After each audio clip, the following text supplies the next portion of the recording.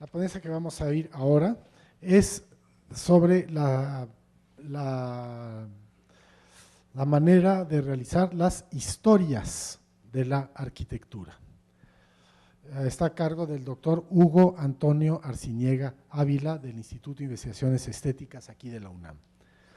Hugo Antonio Arciniega Ávila es arqueólogo por la Escuela Nacional de Antropología e Historia y doctor en Historia del Arte por la Facultad de Filosofía y Letras de la Universidad Nacional Autónoma de México.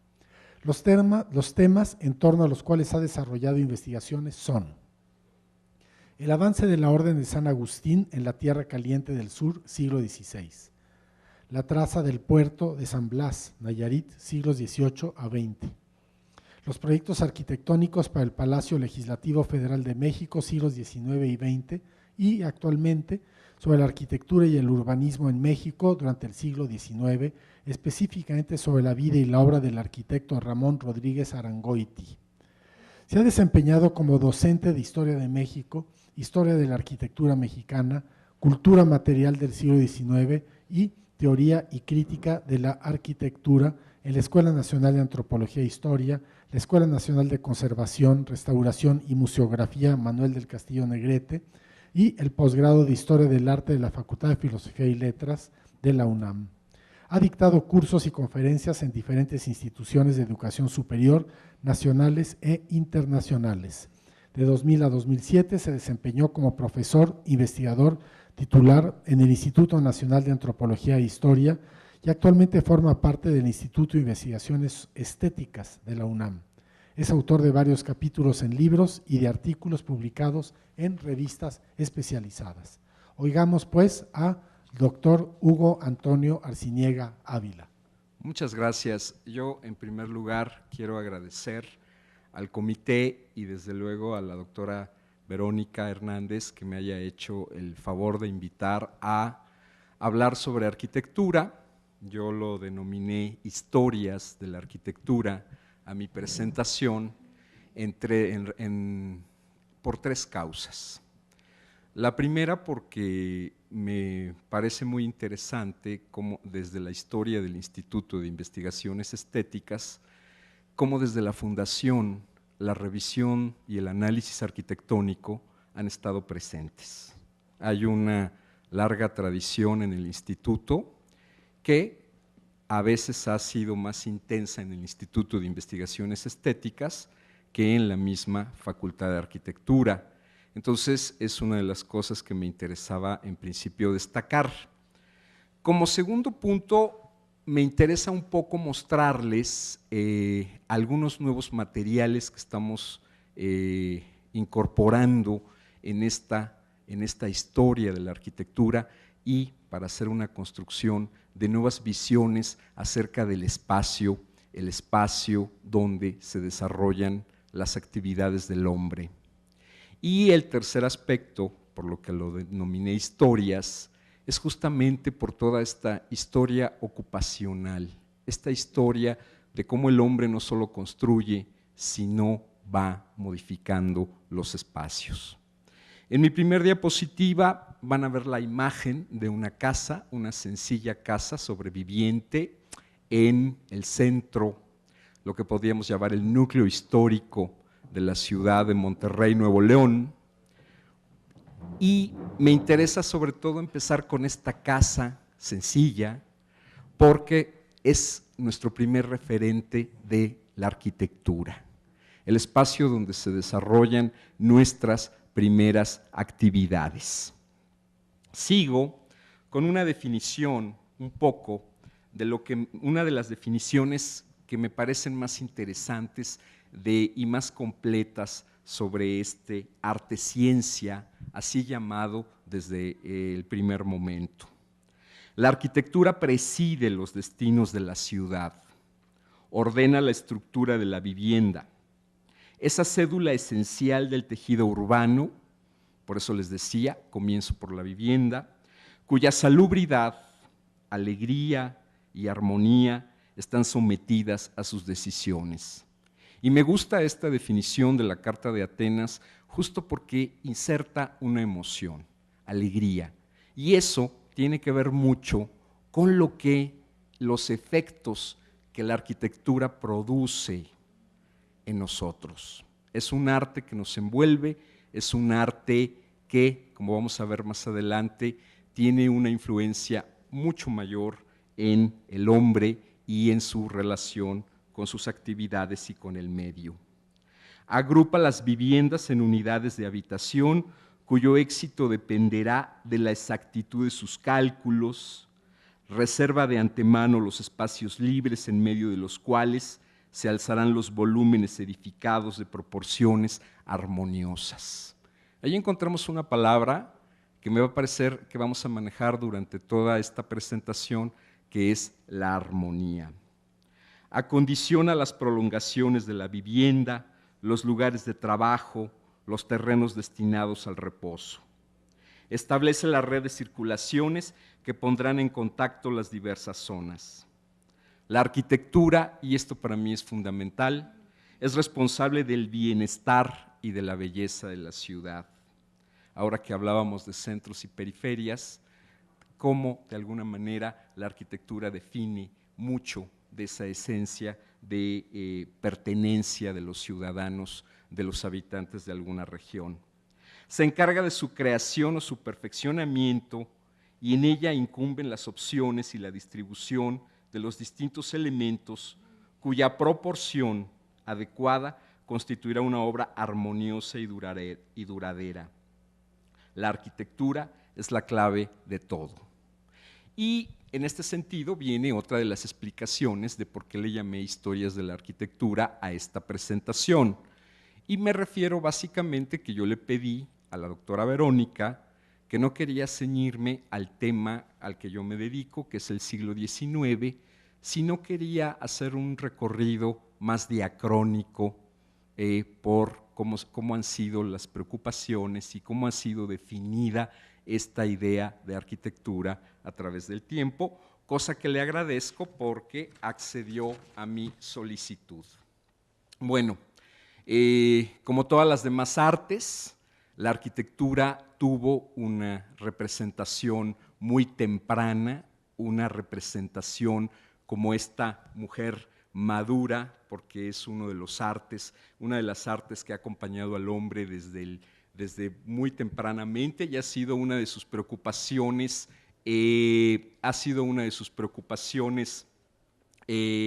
recorrer la historia como un método para el aprendizaje de la composición. Y aquí vemos a esta mujer madura con 3 elementos solo que quiero detenerme. Quiero que miren este libro, desde luego el Tratado de Arquitectura de Vitruvio, y donde empezamos a encontrar estas normas de la buena arquitectura, que será la parte primera de la teoría arquitectónica. Luego quiero que miren cómo esta dama sostiene una plomada, este aditamento que servía para mantener la verticalidad de los muros cuando se están construyendo, y que nos habla a qué es la otra parte del ejercicio intelectual que implica la arquitectura, que es la construcción de los proyectos. El proyecto está aquí expresado en este pliego que la alegoría sostiene y vemos un compás y una escuadra, la parte científica, el desarrollo de la geometría como una de las preocupaciones primarias del arquitecto. ¿Qué era, ahora que la doctora Galí nos ha traído al tema de las academias, qué era lo que hacía sentir a los estudiosos de arquitectura diferentes, si no me permiten usar el término superiores, a los pintores y los escultores? Es que ellos desarrollaban un arte que al mismo tiempo era una ciencia. Y esa idea los acompañó durante todo el siglo XVIII, XIX y hasta el XX. Ahora se han olvidado un poco del arte y les gusta más pensarse desde la ciencia.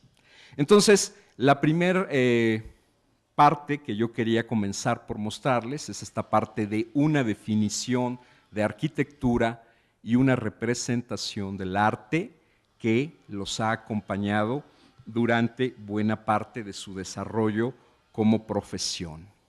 El otro elemento que me interesa ya hacerles notar en esta otra imagen es justo estos fragmentos de arquitectura grecolatina que también sirve para identificar a esta alegoría de la arquitectura y que de alguna manera nos meten a esta función de la arquitectura durante buena parte de su desarrollo, que ha sido la revisión y la difusión de las ideas grecolatinas, no solo desde Vitruvio, sino desde el ejercicio que era importantísimo, que era la copia de los monumentos. La arquitectura y el arquitecto siempre se están nutriendo del pasado, siempre están aprendiendo de proporciones en el estudio de los restos, en este caso grecolatinos, y era una de las cuestiones que también acompañaba la representación.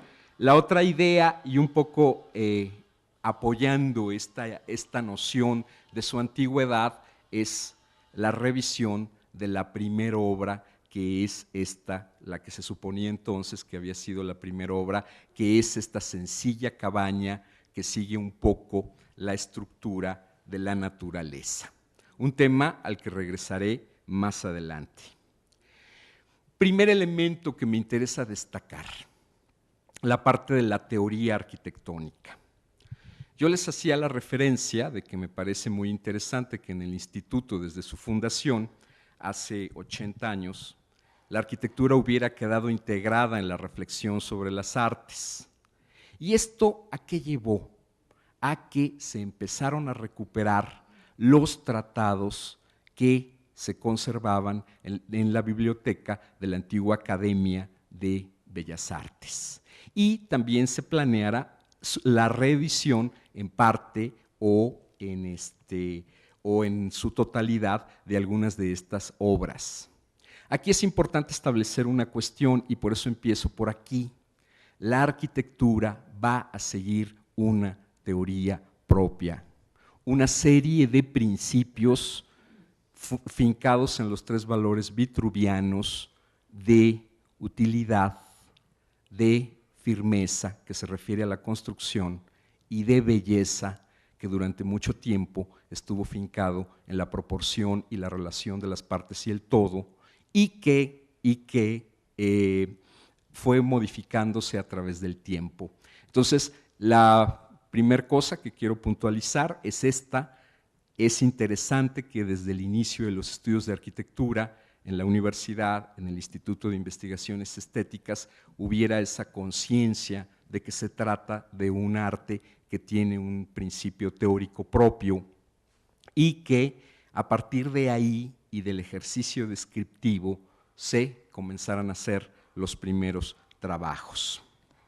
Estos libros, estos frontispicios que vamos a ver nosotros en las siguientes diapositivas, les van mostrando estas ediciones muy importantes donde se iba discutiendo sobre la belleza en la arquitectura. Ya desde siempre acercándola a este conocimiento del mundo grecolatino y ya expresando también, y eso es muy interesante, la representación de los edificios y la manera de ambientar estas construcciones. Vamos a ver acompañada la arquitectura con otras alegorías, desde luego con su contraparte, que es la geometría. Entonces, aquí les quiero plantear que una de las primeras preocupaciones que hubo en la historiografía, en los estudios de arquitectura, básicamente sobre la arquitectura novohispana, era justamente encontrar su asimilación con los tratados europeos.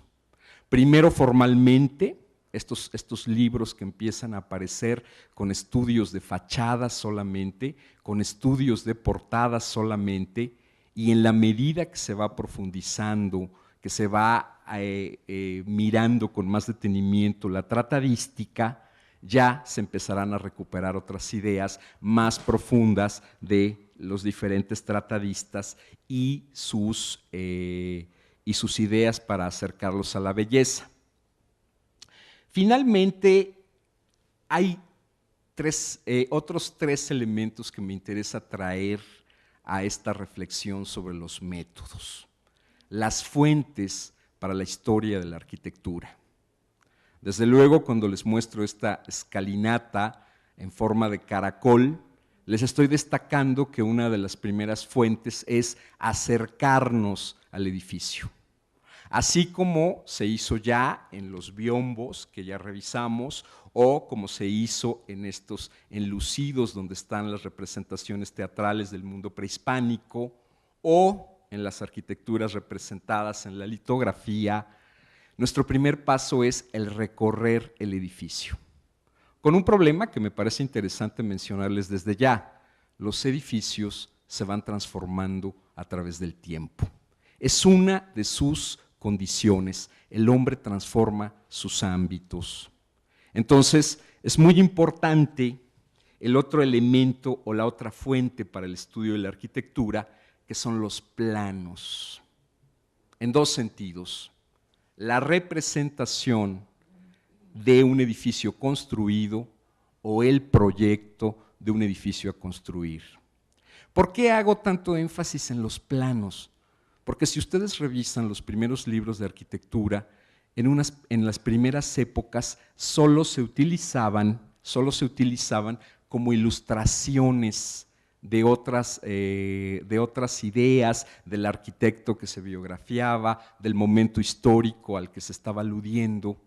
Y a mí en el seminario me parece particularmente importante analizar los planos en dos sentidos: como una expresión del pensamiento del arquitecto y detenernos en la capacidad dibujística del arquitecto, donde puedo entender cuál es su formación, donde puedo entender cómo va expresando su noción del espacio, y estoy hablando desde luego de geometría, y estoy hablando desde luego de geometría euclidiana. Y como tercer elemento, la foto, con todas las discusiones que hoy hemos tenido con los colegas que estudian foto en el instituto, en sus dos vertientes: como creación, es decir, como ejercicio de composición, y como, y muy importante para mí, ejercicio documental. Porque una de las ideas que he manejado durante todo este tiempo que le estoy hablando a ustedes es justamente que los edificios y las ciudades se transforman muy rápidamente, y sobre todo en el caso mexicano. Voy a la primera de las fuentes que ustedes se van a acercar a los que decidan entrar a la historia del arte desde la arquitectura. Es un poco lo que yo les hablaba: esta idea de geometrización del espacio, esta idea de representar volumen y profundidad en un dibujo bidimensional. Porque ¿cuál es la intención del plano arquitectónico? ¿Cuál es una? Convencer al comitente de que apoye el proyecto, por una parte, o, como en el caso de Arola, dar una idea muy cercana de lo que era la domus pompeyana, dentro de la formación que iban teniendo, los arquitectos, que al mismo tiempo aprendían las características de la casa romana, pero que también aprendían a hacer una perspectiva a un punto de fuga. Es una de las cuestiones curiosas cuando revisamos los planes de estudio en las academias de arte para los arquitectos, cómo están integrados los diferentes campos de conocimiento. Me muevo en el tiempo, y yo también, al mismo tiempo que mis colegas lo hacen en la pintura, puedo ir encontrando cómo la representación arquitectónica va cambiando.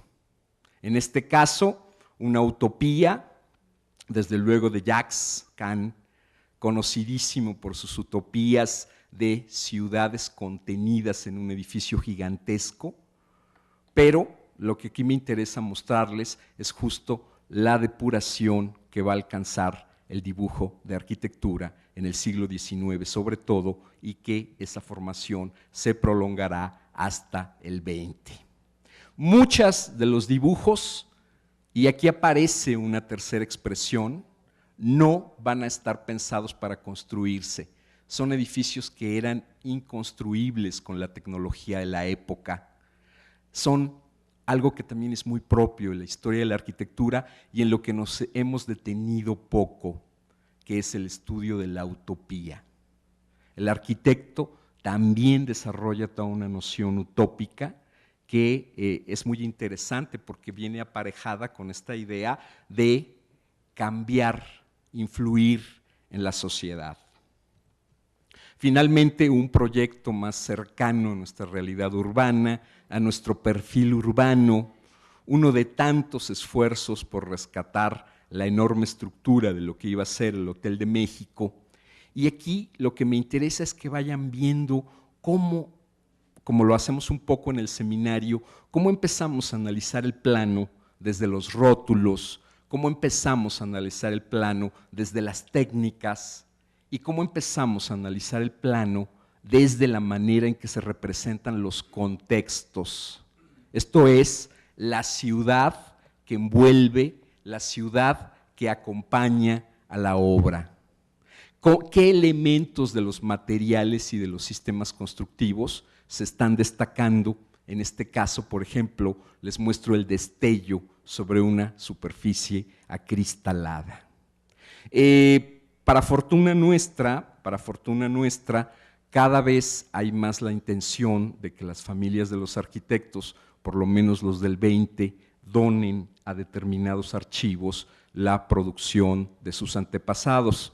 No nos pasó así con los arquitectos del 19, desafortunadamente muchos materiales invaluables se perdieron, sobre todo en lo que se refiere a la parte utópica y sobre todo lo que se refiere a las invaluables libretas de apuntes que siempre llevaba un arquitecto. La otra parte que me ha interesado mucho desarrollar en el seminario es la fotointerpretación. Desde ya se van dando cuenta ustedes que en esta historia de la arquitectura hay mucho de mi primer formación como arqueólogo, y si bien es cierto que la fotointerpretación empieza para identificar desde el aire los yacimientos arqueológicos, lo es también que después se volvió un recurso fundamental para entender a la arquitectura en relación con la ciudad. En este caso, la imagen, una imagen muy temprana, debo decirles que la fortuna que tiene México es que tuvo vuelos y fotografía aérea desde épocas muy tempranas como los 30, antes de que empezara el crecimiento desordenado de las ciudades. Y entonces esto nos permite recuperar, por ejemplo, otra visión de la traza en damero de Antequera de Oaxaca. Esto me permite entender un patrón del patio central organizando todas las actividades en los diferentes edificios. Esto nos permitió entender cómo se articulaban las plazas con los edificios religiosos. Y es otro de los ejercicios que estamos haciendo en este momento del seminario, es que se valgan los participantes de la fotografía aérea para ir entendiendo no solo la evolución de la ciudad, sino la evolución de edificios que años después serían cortados, que años después serían demolidos y que nos quedaría como testimonio este registro fotográfico. O de grandes obras urbanas que tuvieron un impacto, como es el fallido proyecto del Palacio Legislativo Federal de México. Ahí, a partir del análisis de la Plaza de la República, nos damos cuenta cómo el Estado decidió modificar una gran sección de la ciudad para plantear un nuevo edificio que tuviera relación con el Palacio Nacional a través de una gran calzada de aproximación. Por otra parte, ustedes son muy jóvenes, no lo advierten, pero se dan cuenta de los efectos del sismo en toda esta zona de la ciudad. El único testimonio que nos queda son estas fotografías aéreas. Toda esta zona cambió radicalmente. La maravilla de la fotografía aérea es que yo puedo ir abriendo la escala, desde situarme en una plaza hasta situarme en todo un sector urbano. Y ahí empezamos a tender nexos. Ya no nos interesa el edificio aislado solamente. Ya nos interesan dos conceptos que voy a también incluir en estas reflexiones, que son el contexto edificado, la ciudad, el asentamiento, en relación con el contexto natural. En este caso, la urbe que se levanta sobre lodos lacustres y que le daba esta característica de horizontalidad. Desde ahí me voy a otra de las reflexiones en donde desde luego nos interesa mucho ahondar la relación con el entorno natural. La arquitectura es el arte que desde luego más vínculos tiene con la naturaleza. Nada más piensen, por favor, en solucionar las lluvias en las cubiertas. En una zona semidesértica como el noroeste del país o en una zona tropical como el sureste del país. Aquí nos interesa mucho recuperar los recursos de que se ha valido el hombre para ir solucionando su relación con el entorno. Los asoleamientos, los lugares por donde entran los vientos, los lugares donde se puede cimentar, o como en este caso, el Obispado de Monterrey, al estar sobre una cima, cómo el edificio adquiere una preeminencia sobre toda la ciudad. Entonces, hemos estado trabajando mucho eso para derivar luego a la noción de los paisajes edificados. Ya empezar a cambiar solo esta idea de los predios que veíamos en las fotos aéreas, ir viendo cómo se van partiendo los predios desde el siglo XIX al siglo XX y cómo van desapareciendo los jardines, a ir comprendiendo, como lo capta muy bien el fotógrafo López, esta idea de mostrar el fondo de la sierra en la construcción y cómo los edificios van respondiendo a esta relación. Cambio radicalmente, y es un poco lo que hemos estado haciendo en el seminario, ir analizando estas respuestas, no solo naturales, sino culturales. Me voy al sureste, solo por establecer dos extremos, el puerto de frontera Tabasco, famoso, y que ahí encontramos el otro componente de la arquitectura, el desarrollo económico, desde luego, sine qua non para tener este desarrollo.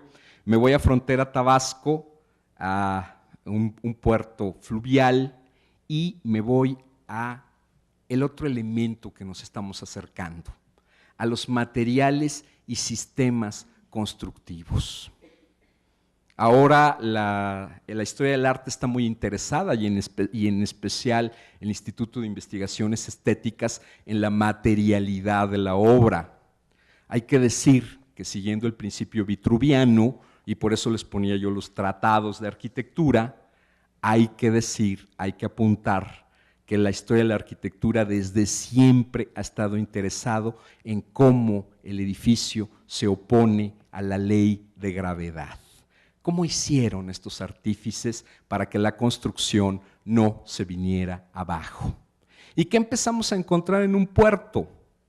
Todas estas influencias culturales que estaban llegando, desde el ladrillo, desde el metal, y vamos encontrando cómo lo tradicional, y voy a ponerles el ejemplo, la famosa piedra múcara con la que está construido Veracruz, no solo es privativo de nuestro primer puerto, sino también fue usado en otros asentamientos del Golfo, como en el caso de Frontera, y cómo empezábamos a hacer este catálogo de materiales en un primer momento los vernáculos y luego esos materiales vernáculos cómo se van contraponiendo, como en este caso el metal, que desde luego en ese clima y con la corrosión pues va a acabar con la piedra múcara muy fácilmente. O en el caso de un puerto, estos lastres que llevaban en los barcos que sirven para desarrollar las cubiertas, que son tan características de nuestras dos costas.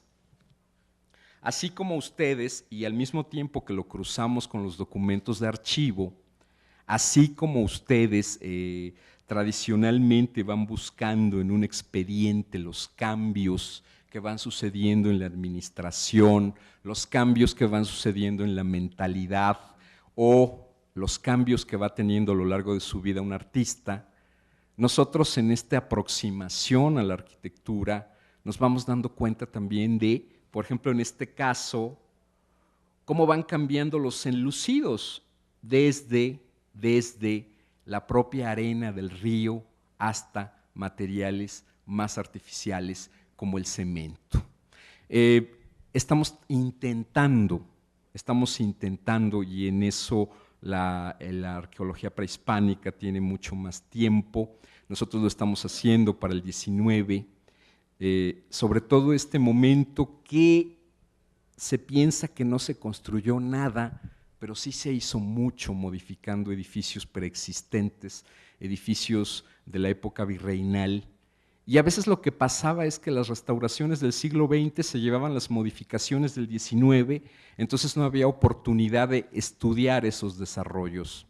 Una de las propuestas de estos estudios de materiales, de sistemas constructivos, de determinar etapas constructivas, lo que busca es ir identificando cómo la mentalidad va cambiando y cómo el uso del espacio también va cambiando, y por eso nos es tan importante la modificación. Y ahí entraríamos al debate con los historiadores de esta construcción del edificio como también una fuente que vamos cruzando cuidadosamente con los archivos cuando estos existen, porque hay que decir que muchas decisiones de arquitectura no se consideraron nunca necesarias dejarlas en un documento, sencillamente se hacían. Y esto desde luego no nos quita el privilegio y el gusto de ver un libro de fábrica escrito por un arquitecto. Esto no nos quita desde luego el placer de conocer la correspondencia de un arquitecto con su comitente. Y la lucha, ahora sí me voy a referir a mi periodo de estudio, que es el siglo XIX, y la lucha de todos estos profesionistas, de todos estos artistas científicos, como les gustaba llamarse, por que sus obras pudieran construirse, aunque fuera solo en una pequeña parte. Finalmente, yo los dejo con este grabado donde vemos a la verdad histórica, cómo se sirve de los genios de la investigación documental para iluminar mejor el conocimiento. Y con esta noción de cómo esta otra arte viene tan aparejada y se vuelve una fuente de gran valor para acercarnos a la mentalidad, a la manera en que el hombre desarrollaba sus actividades, a la manera en que el hombre se vinculaba con su medio y a la manera en que el hombre entendía la comodidad, entendía la belleza, entendía el decoro. Muchas gracias.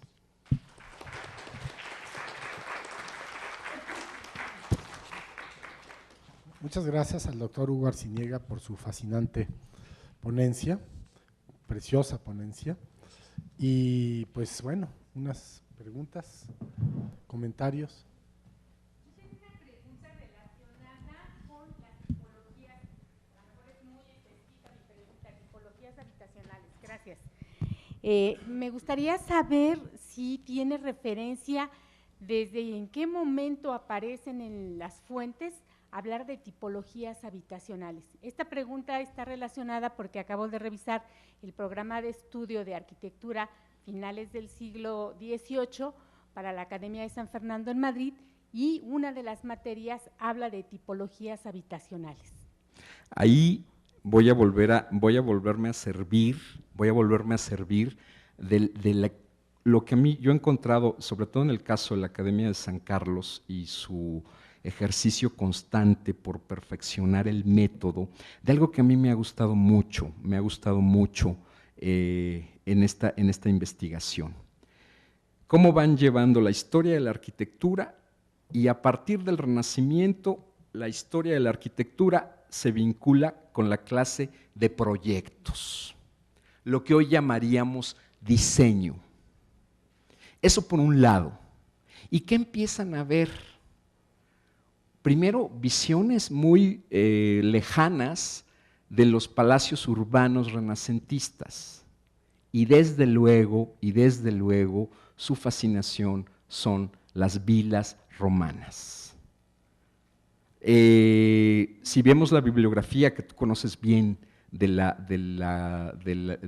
los libros que se adquirían en Europa, que se encargaban en Europa, ¿qué vamos a encontrar? La fascinación por la vila romana. ¿Por qué? ¿Por qué? Porque la ven como un eco de ese pasado. Será hasta las publicaciones de los libros de Pompeya, pero ya estos donde el restauro arquitectónico se vuelve un ejercicio, es decir, el arquitecto tiene que completar con esos fragmentos el edificio en su momento de esplendor, lo que se le llamaba el restauro arquitectónico. En ese momento vamos a darnos cuenta de que en ese momento empieza la reflexión por la casa. Desde luego, Pompeya, y por eso la incluía yo en una de las imágenes, será este parteaguas para acercarte a otros elementos de cotidianidad, y justamente por el nivel de conservación que los lodos y del Vesubio habían logrado. Y desde luego, aquí estoy pensando en un libro que me parece fundamental. Afortunadamente, todos estos años en que las editoriales argentinas nutrieron y tradujeron mucho de teoría y mucho de historia de la arquitectura, es este libro de Historia de la Habitación Humana, que es una de sus preocupaciones, aunque hay otros apuntes que hay que buscar, que no llegaron al libro, pero así era el tema, Historia de la Habitación Humana de Viollet-le-Duc.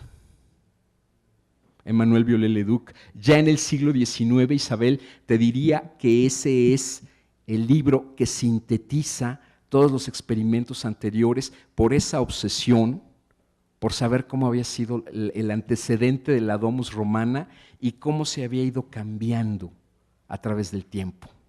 Pero ese libro, que quiero aclarar, no es el primero ni será el último del tema, me gusta mucho porque hace una síntesis del conocimiento hasta entonces. Y claro, este hombre además tiene la virtud de que también incluye algunos ejemplos americanos, indígenas. Y la otra parte donde yo te llevaría sería los catálogos de las exposiciones universales. En esta sección etnográfica, donde una de las preocupaciones era el hombre en su casa. Una obsesión que nos ha durado hasta el siglo XXI en los museos de antropología. Entonces, pienso en París, pienso en esta idea de mostrar algo a lo que se negó muy dignamente el gobierno del general Díaz, de no mandar una representación de indígenas mexicanos para ser vistos, ser mostrados de esa manera. Entonces, serían como los dos elementos que yo consideraría que te podrían ser muy útiles y buscar algo que nos hemos olvidado también, que es algo que en la Academia de San Carlos funcionó mucho, el protoarqueólogo nutriendo la discusión de la historia de la arquitectura. Pienso en los egipcios, pienso en los babilonios, pero también vas a encontrar un proceso bien interesante, cómo las primeras nociones de casa son totalmente imaginarias. por la circulación de las imágenes y por algo que no se había desarrollado hasta Pompeya, la excavación y la aproximación más sistemática a esos yacimientos. Otra vez vuelvo a encontrar a Viollet-le-Duc y su libro La habitación humana. ¿Alguien más? ¿Tiene alguna pregunta? Primero acá y luego allá, gracias. Bueno, yo, es otra vez en archivo. Lo que pasa es que yo estoy estudiando Veracruz, el puerto de Veracruz. Sí. Y ahí yo encontré una serie de planos y de proyectos sobre el puerto de Veracruz, pero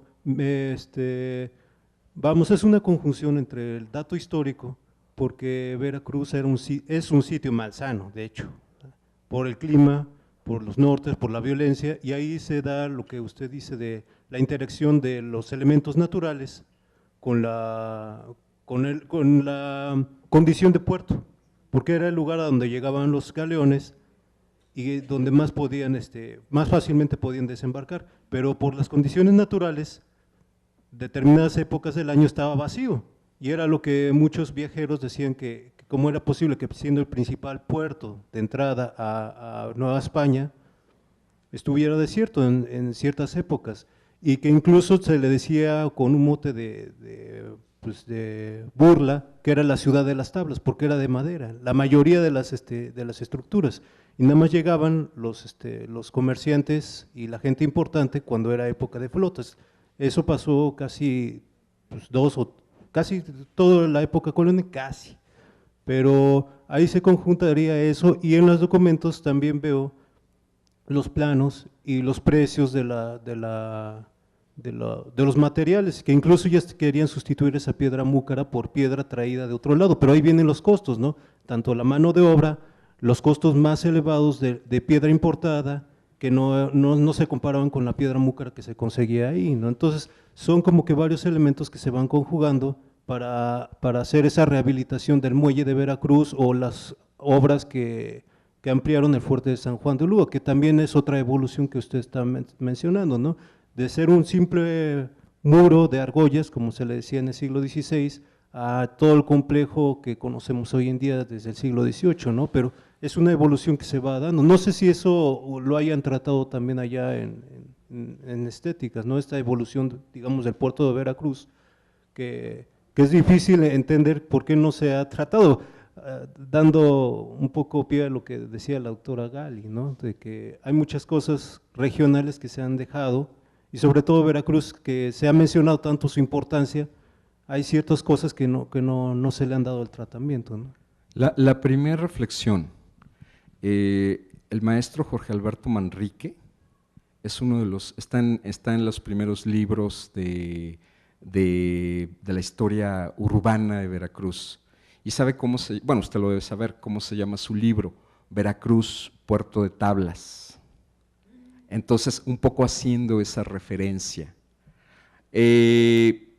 Paso a lo siguiente, me refiero a que, por ejemplo, en el caso de San Blas, hacia la banda pacífica, pasaba lo mismo,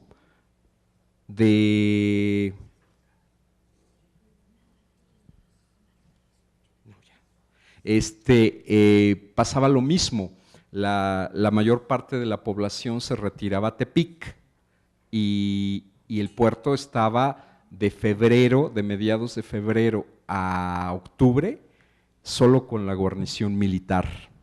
Miren, tenemos un problema de tiempo y de espacio a propósito de arquitectura. Yo les quiero pedir que la pregunta que me falta, las preguntas que me falten, yo se las contesto con mucho gusto de manera personal para darle paso a la presentación de la doctora Verónica, y les agradezco mucho su…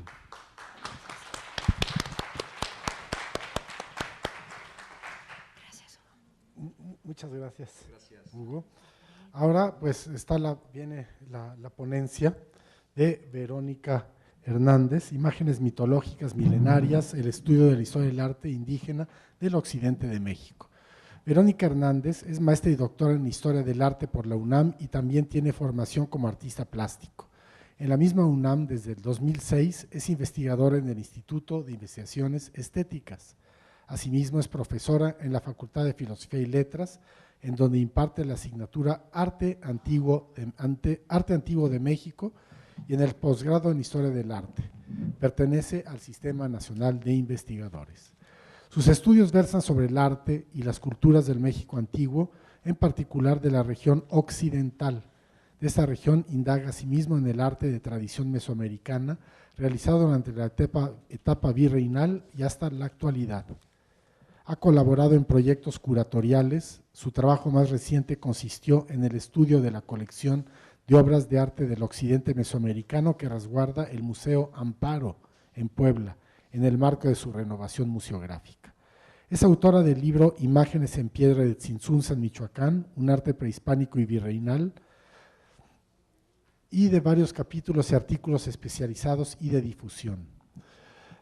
Entre las obras que yo más recuerdo de Verónica está precisamente su contribución al libro Imágenes renovadas del occidente de México, realmente un libro muy importante donde nos abre los ojos sobre la peculiaridad del arte de occidente como un arte que es reflejo de una actitud vital hedonista de la gente de esa época y de esa época. Por eso yo estoy esperando con muchísimo interés oír lo que nos va a presentar hoy Verónica Hernández, precisamente sobre el arte indígena del occidente de México. Muchas gracias. Bien, muchas gracias, doctor Rodrigo Martínez. Y no quiero dejar de agradecer a la doctora Verónica Zárate. Estamos aquí justamente por su iniciativa para llevar a cabo esta Semana de la Historia por parte del Comité Mexicano de Ciencias Históricas.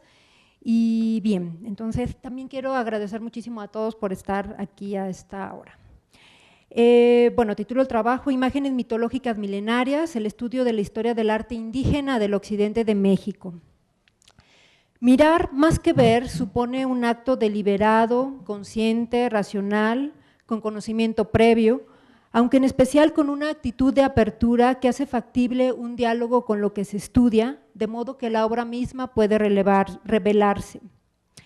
Desde hace años me he dedicado a mirar o investigar el arte del antiguo occidente de México y derivado de ello, en años más recientes he encontrado nexos históricos entre los actuales Nayarite o Coras y los Birraritari o Huicholes, con la sociedad que dio origen a la cultura de las tumbas de Tiro y cuya temporalidad se ubica entre el 300 a.C. y el 600 después de Cristo. En este trabajo, que tiene el énfasis puesto en la etapa precolombina, presentaré cómo, desde las metodologías propias de la historia del arte, es posible plantear con mayor certeza de la que hasta la fecha se había señalado, vínculos entre culturas que habitaron la misma región con al menos 14 siglos de diferencia. La clave para esta asociación han sido las formas artísticas, en particular la recurrencia en el marco de la cultura de las tumbas de Tiro, de ciertos vasos decorados, aquí vemos uno. A la par de presentar los resultados de la investigación, trataré de trazar el camino epistemológico seguido y de argumentar por qué son factibles tales enlaces a tan larga distancia temporal. El trabajo consta de 3 apartados. El primero es las formas del arte y en la historia del arte. El análisis formal es parte sustancial de la disciplina que se dedica al estudio del arte desde un enfoque histórico. Es bien sabido que desde esta óptica las formas no se restringen a una apariencia superficial.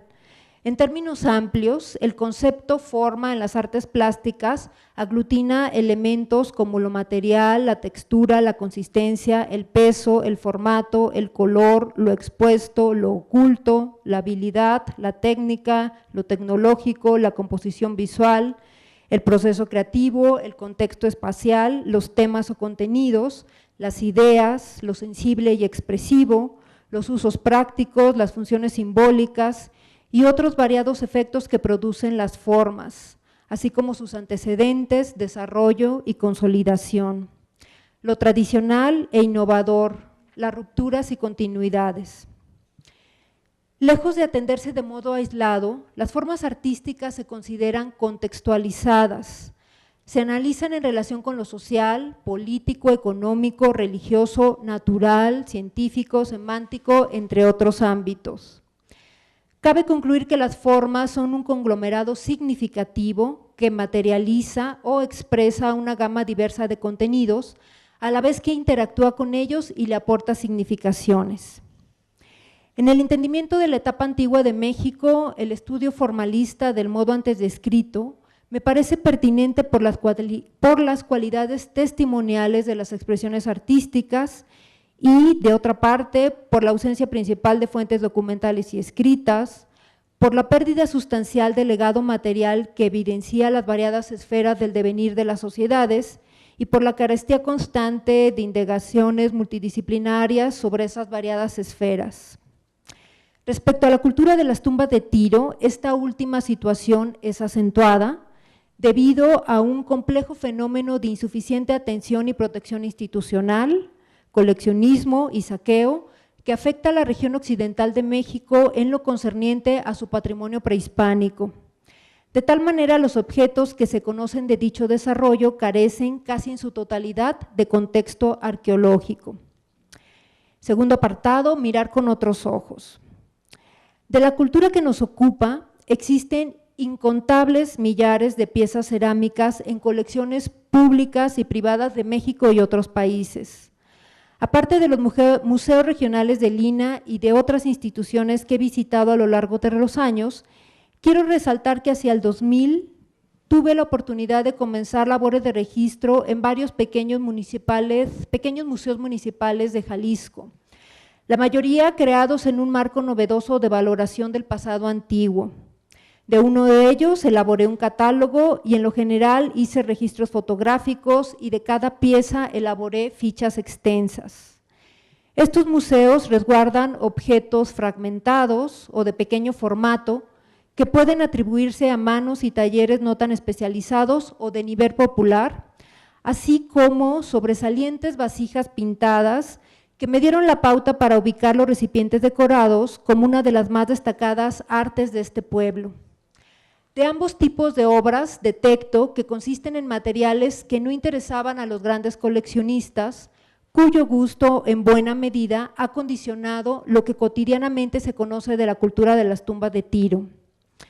En lo particular, acerca de las vasijas, mediante labores iconográficas, he identificado en ellas identidades típicas mesoamericanas y una deidad que no habían sido reconocidas, lo cual atribuyo al peso de los prejuicios acerca de esta cultura caracterizada como marginal a Mesoamérica, de manera que no se buscó lo que no se esperaba encontrar, y supongo que también influyó la falta de análisis formales extensos de obras.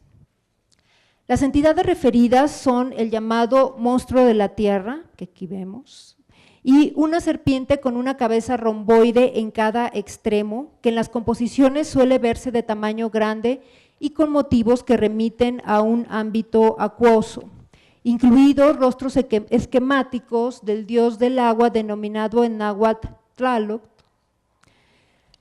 La significación acuática de esta imagen no se distancia del imaginario mesoamericano, en el que este tipo de animal fantástico se asocia con corrientes o cuerpos de agua, ya sea en el mar, la tierra o el cielo. Es así que la gran serpiente puede equipararse con el dragón o la serpiente bicéfala de los mayas, una de las advocaciones del dios Itzamna, que simboliza la Vía Láctea y quien desde sus fauces o cuerpo arroja agua sobre la tierra. En el contexto de la misma cosmovisión de los mesoamericanos, advierto que la movilidad de las vasijas genera dos imágenes espejo. Con la boca hacia abajo puede representar la bóveda celeste nocturna y con la boca hacia arriba el inframundo acuático. Pienso que la serpiente bicéfala en las vasijas prioritariamente simboliza el mar inframundano. Para esta identificación, una clave fueron mitos y obras artísticas de los Nayarite y Birraritari. De acuerdo con registros etnográficos de Karl Lumholtz y Konrad Theodor Preuss, que datan de finales del siglo XIX y los primeros años del XX, y que estudios recientes confirman en cuanto a su vigencia, para estos grupos una serpiente bicéfala o a veces con una sola cabeza llamada en huichol, tate y pou o haiku, es el monstruo que habita o representa el océano que rodea la tierra y es el inframundo. Su existencia se relaciona con la alternancia del día y la noche, puesto que al atardecer esta entidad devora al Sol en su trayectoria por el poniente. Con la ayuda de Venus, el astro solar logra vencerla y renacer en el oriente por la mañana, de manera que durante la noche el Sol transita por el cuerpo del Ofidio. La serpiente bicéfala también aparece en relieve en vasos cilíndricos del estilo Comala procedentes del valle de Colima. Invariablemente el cuerpo forma un arco y abajo se ve una figura masculina de pie. Este par de motivos se repite 4 veces en la superficie exterior, aquí vemos 2, y la curva del cuerpo se aproxima a la boca de los vasos. Tercer y último apartado, la persistencia de las formas y de las ideas de las formas. El establecimiento de comparaciones entre la antigua cultura de las tumbas de Tiro y los actuales Wixárika y Nayari no es azaroso, y hay autores que han señalado antes otras analogías por cuanto a formas arquitectónicas. Junto con los tepehuanos y mexicaneros, tienen un sustrato cultural común que se inscribe en la zona Gran Nayar.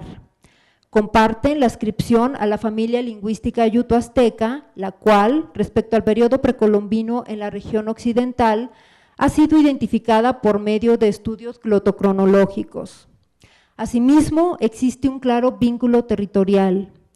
Por lo menos desde el siglo XVI, los Nayarita y Wixáritarí habitan la sección de la región de las tumbas de Tiro, la parte norte, ubicada en la porción meridional de la Sierra Madre Occidental. De acuerdo con Phil Weigand, hasta hace algunas décadas su geografía sagrada abarcaba los valles lacustres del centro de Jalisco. Previo al año de 1960, en que fuera totalmente drenada la laguna de Magdalena, los Wixáritarí hacían peregrinaciones a este lugar y depositaban ofrendas en un santuario de la diosa Tateyxa-Pahuilleme, llamada Nuestra Madre de la Lluvia del Sur, ubicado en la isla Atitlán Las Cuevas, en donde se han registrado tumbas de Tiro. Pese a que su pasado prehispánico, por lo menos el más cercano al comienzo de la dominación española, fue borrado por las profundas denostaciones que se hicieron de las sociedades reacias a la conquista y que se adentraron en el escarpado relieve de la Sierra Madre Occidental, hay evidencias de su presencia en las tierras bajas del occidente, aún en las costas del Océano Pacífico, como lo ejemplifican un santuario en San Blas, Nayarit, y el ya mencionado antiguo santuario en la laguna jalisciense de Magdalena. Nexos como los anteriores aportan algunas bases para plantear que no son casuales las semejanzas formales, que hay un trasfondo histórico. Mediante indagaciones historiográficas, detecto que hasta ahora los enlaces formulados por José Guadalupe Zuno, Peter Force, Phil Weigand y Christopher Bickman se había concentrado o tomado como punto de partida formas arquitectónicas. Los tuquipas, nombre de los principales centros ceremoniales Wixáritarí, son parecidos a los guachimontones o complejos de planta circular y concéntrica de la cultura de las tumbas de Tiro.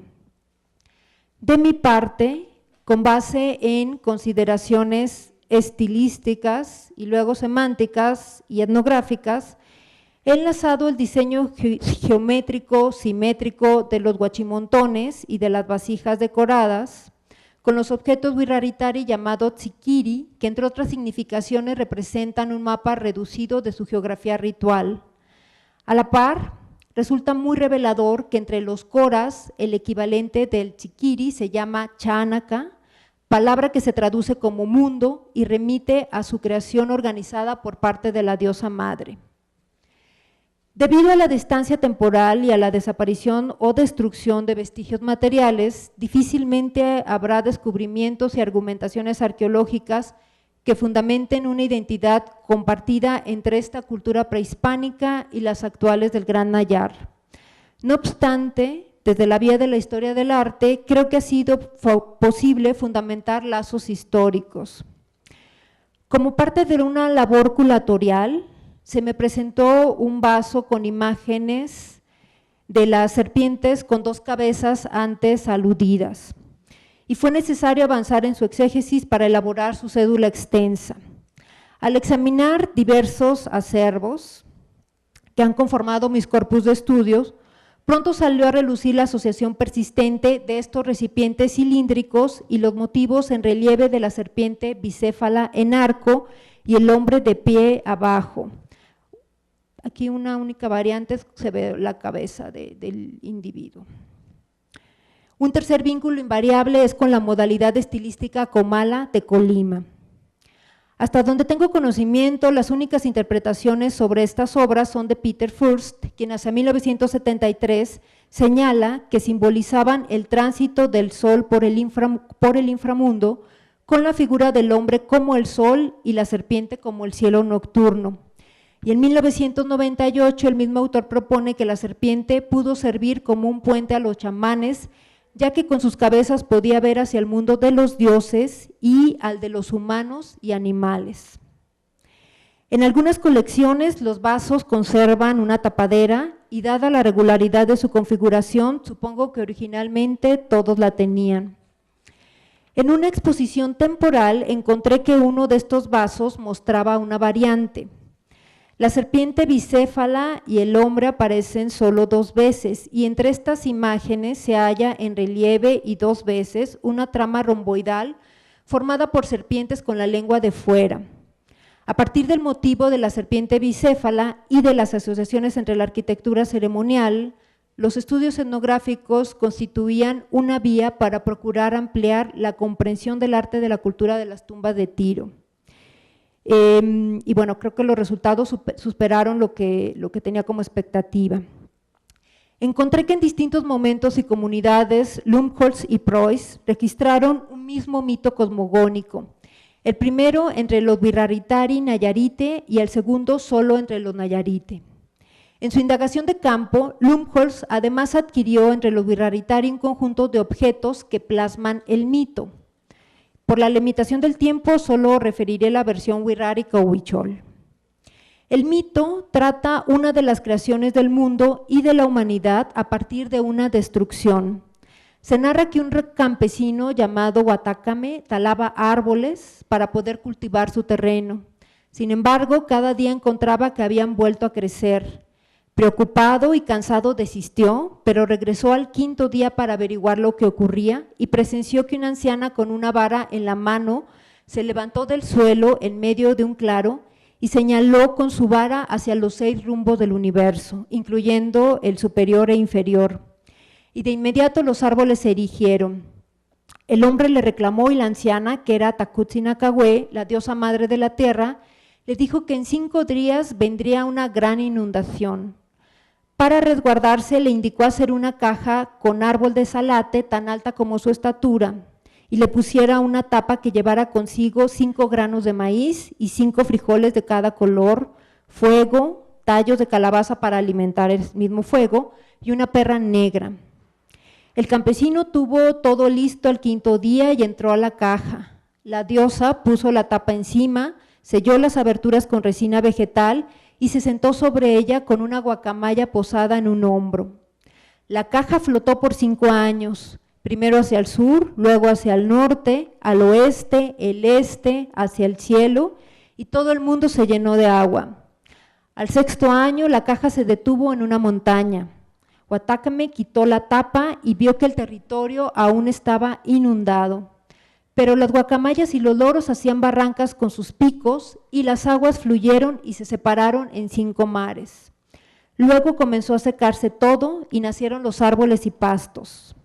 Huatácame inició la preparación del terreno para sembrarlo, vivía con la perra en una cueva y cada tarde al regresar encontraba tortillas. Intrigado, espió a la perra y descubrió que se quitaba su piel y se convertía en una mujer y molía el maíz en un metate.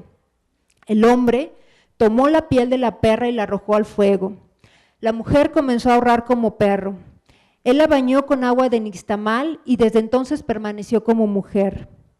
Huatácame se convirtió así en el único sobreviviente humano de aquel diluvio y junto con la perra, transformada en una mujer, conformaron la pareja primordial, pues sus hijos e hijas se casaron y el mundo se pobló. Como podemos ver, los objetos mitológicos que Lumholtz coleccionó son la caja o el arca de madera con su tapa y contenido, esculturas en madera del hombre y de la perra, tallos de calabaza y bolsitas de tela bordadas que resguardaban semillas. El exterior del arca muestra varios motivos pintados. Esta es una foto del mismo objeto y aquí vemos la otra parte que, digamos, complementa lo que no se ve en esta vista, pero aquí vemos el complemento entre dibujo y foto. El exterior del arca muestra varios motivos pintados, entre ellos una red de serpientes. Por medio de comparaciones con los vasos de cerámica de la cultura de las tumbas de Tiro que antes he referido, me doy cuenta y descubro que representan el arca del diluvio cósmico. Como he señalado, en uno de ellos se ve la misma forma de trama romboidal que para los Wiraritari constituye una de las imágenes de las serpientes de agua que rodean la Tierra y simbolizan el océano inframundano. La persistente asociación entre la forma cilíndrica y los motivos en relieve cobró sentido. Los vasos remiten directamente al tronco ahuecado, del que además Lumholtz menciona que el artífice le quitó toda la corteza y pulió la superficie. Creo que más que el conocimiento del mito, para esta conclusión fueron especialmente relevantes las asombrosas semejanzas entre expresiones plásticas de fines del siglo XIX y las antiguas de la cultura de tumbas de Tiro y con desarrollo entre 300 a.C. y 600 de nuestra era, como ya dije. Sabemos ahora que en estos enigmáticos vasos los artistas figuraron al ancestro mítico de los humanos mientras el mundo en su totalidad estaba inundado. Mediante un artificio vemos en la superficie exterior del arca a su huésped principal, es decir, la imagen de Guatácame, el héroe cultural.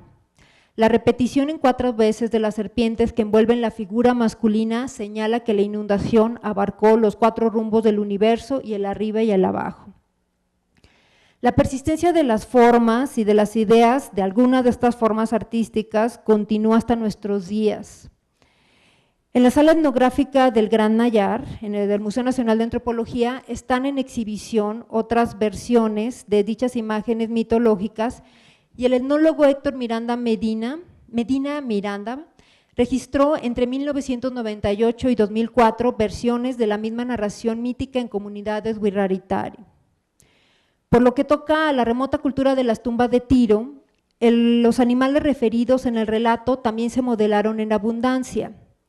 Me parece evidente que algunas esculturas de perro con máscara humana connotan su significación como ancestros de los humanos y que las de perros con mazorcas entre los dientes se enlazan con la perra transformada en mujer que molía el maíz y preparaba las tortillas. Al referirse a las evidencias materiales de la cultura de las tumbas de Tiro, ha existido una inercia predominante a interpretar su escultura realista en un sentido descriptivo inmediato, carente de contenido mítico y conceptos religiosos, y básicamente como la expresión de un pueblo poco sofisticado. Al mirar estas obras de una nueva manera, desde lo que puede aportar la historia del arte, creo que se ha puesto en relieve la impresionante continuidad de la tradición mesoamericana, que al igual que la cosmovisión y la ritualidad incluye las formas artísticas. Y en este caso estoy pensando en esta teorización de la tradición mesoamericana que elabora el doctor Alfredo López Austin. En este caso se trata además de algunas formas plásticas e ideas que le son intrínsecas y que nos permiten adentrarnos en la complejidad de una sociedad milenaria cuyas obras nos maravillan, aún más cuando encontramos que hoy persisten entre los pueblos Wixárika y Nayarite de la misma región occidental. Destacaría que de ningún modo pienso que se trata de pueblos indígenas congelados en la historia, en el tiempo, pero sin duda hay ciertos elementos en relación con ideas míticas, cosmogónicas que allí están presentes. Y digamos, en relación con esta innovación y continuidad de la tradición mesoamericana, creo que ahora recientemente se ha exhibido un documental de gran calidad del director Nicolás Echeverría llamado Ecos de la Montaña, acerca del artista Santos de la Torre, un artista wixárika, en donde justamente podemos ver esta interacción entre lo novedoso, el proceso de creación artística, en donde se incorporan formas nuevas y además, bueno, continúan presentes indicios muy fuertes del pensamiento mesoamericano. Es todo, muchas gracias por su atención.